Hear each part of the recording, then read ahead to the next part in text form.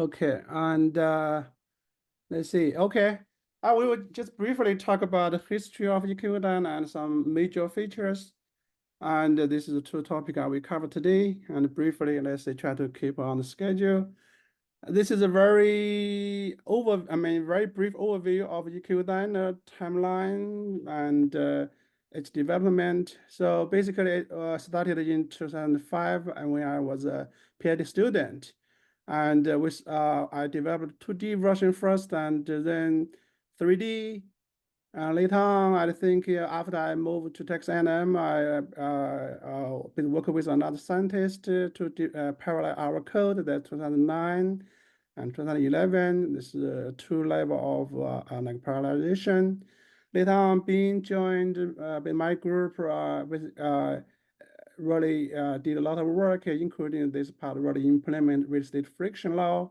And then Duan also joined, I think probably a year later in 2004 or 2014 or 15, I don't recall, or probably 14, being joined in 2013, I think.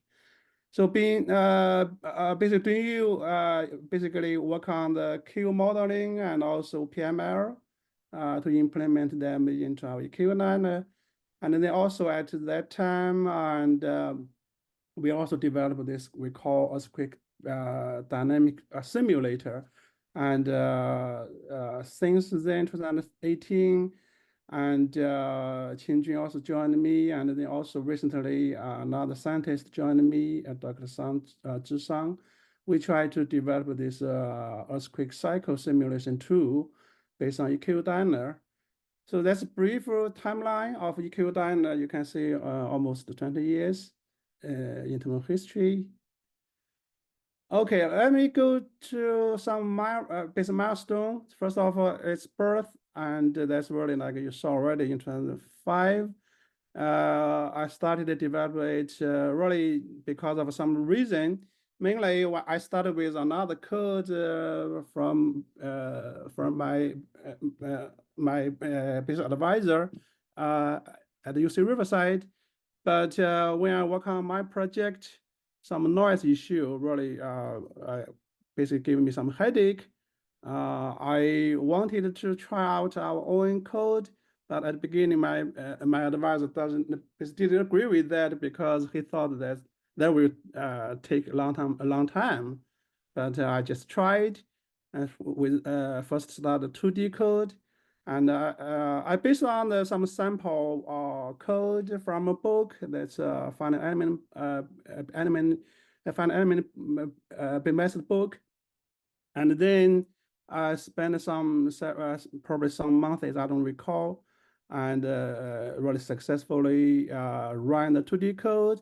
I just give one example, just one small bug really cost me 2 months to fix it. But after that, I think I tried to catch up with SCAC benchmark problem TPV5 in 2005. So I really extended 2D code to 3D code within about 2 weeks. And our first paper using EQdyna, that's in 2006 in JGR on the step overfault modeling over the cycles. Okay, and this is really the flow chart of the EQdyna from my dissertation. Briefly, the major part is about the solutions phase. Before that, you have basic input phase, and then after solution, you have output phase. Probably I don't want to go into details. Really, we will talk more a little bit on some features here. We solve this with equations of motion, and by finite element method, we really convert this equation of motion to the matrix equation. And that's briefly about that part. And then later on, we basically improve EQdyna by mainly a bit upgrade faulting subroutine from a scheme proposed by Duan to the other one by Steve D and his co-workers. And also at the time, we use this EQdyna 3D, published the first paper that's on the Benchun earthquake. Okay, probably this slide I will very briefly in terms of modeling faults in the code. We call this scheme as TSA. That's what represent this tracks and split node. Mainly, as you can see here, if you talk about finite element, typically you have those nodes, but on the fault you split the one node into two halves, and this two side, the two halves really interaction between them really by the traction, surface traction. And so this is a scheme we use to characterize the faults in the code. Okay, second milestone, I would say that's parallelization. That's really, we have two phases. First of all, we try to use OpenMP. That's mainly for one computer node with shared memory. And then later on, we further parallel it with hybrid MP and OpenMP. The idea is that across the computer nodes, you use MPI, but within one node, we use OpenMP. And this is a second milestone in the EQdyna history. Okay, this diagram I show here, actually, we have MPI processes, and then within each process, we can have OpenMP shared memory things. And this is pretty old already diagram. You can see it's about scaling. We need to further do the scaling things probably later on. Another basic milestone that's really being did, really implement with real estate friction here. It's not straightforward. It involves a lot of work. And also this is really the basis to simulate other processes in earthquake cycle beyond dynamic rupture. So including earthquake nucleation and post-seismic, inter-seismic, also pre-seismic, all those information, all those processes. Next one is about the Q model and PML. That's by Duan. And it's very important to simulate attenuation for quantum simulation. Also, for wave propagation, you want to have this kind of PML boundary condition for physical benefit, also computational benefit. Finally, I think we further develop EQdyna in try to simulate the earthquake cycle, including dynamic rupture. So this is work really by Bin mainly. At the same time, Duan also developed another earthquake cycle simulation tool. Probably some of you know the name is the EQSim. And try to see what we are developing these two dynamic simulators different from others in the community. For example, these two. The one is by Lobster and Quarks. That one really can capture dynamic rupture as similar as ours, but they only can simulate the very simple stress fault with a homogeneous media.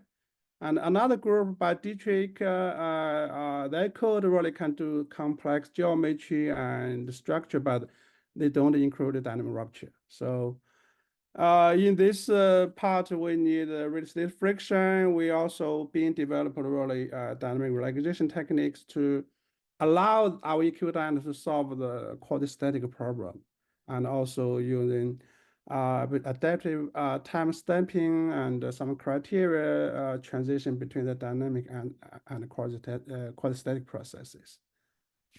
Probably I already use a lot of time. Very briefly, recently I think Duan spent a lot of effort to try to improve EQdyna, mainly dynamic part, and also particularly in terms of code structures with some current new technology like the factor, basically make the code easy to maintain, to co-developed by community. So I think that's today's focus.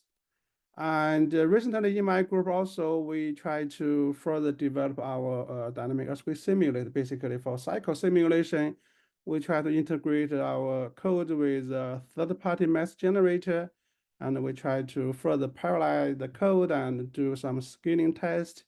So all those efforts are based ongoing. So EQdyna really still under heavy development now. Okay, some very important features. First of all, EQdyna really that's explicit method means for this matrix equation and with velocity, displacement, and nodal force already knowing in previous time step, you can solve the base acceleration at current time step. If this mass matrix is diagonalized, you don't need to solve a system of equations. Basically, just do the division. So that's really the very important feature for EQdyna to be able to really run kind of parallelization relatively easily. Also, you don't need some like the static solver things for solve the equations. The second feature is about a one-point bit quadrature. This is about element integration. We just using 1 point. And in standard finite element, you need 4 points. And in 2D, in 3D, you need 8 points. So basically, by using 1 point quadrature, you reduce computation time 4 times or 8 times, depending on 2D or 3D, because element calculation really is the first time consuming calculation subroutine in the code. But this also introduced a deformation mode called hourglass mode, which can give really stability, need some special treatment. That's the third feature we have called hourglass control. We implemented this method, pretty old, but very effective. And this is the second most time consuming subroutine in EQdyna. Finally, I think there's 14 subroutine. And we use TSN method. This is the third time consuming subroutine in the EQdyna, but this method really elegant and efficient, also relatively more accurate than most other schemes. That's probably my part. Briefly introduce to you about EQdyna, its history and major features. So I will transfer to Duan.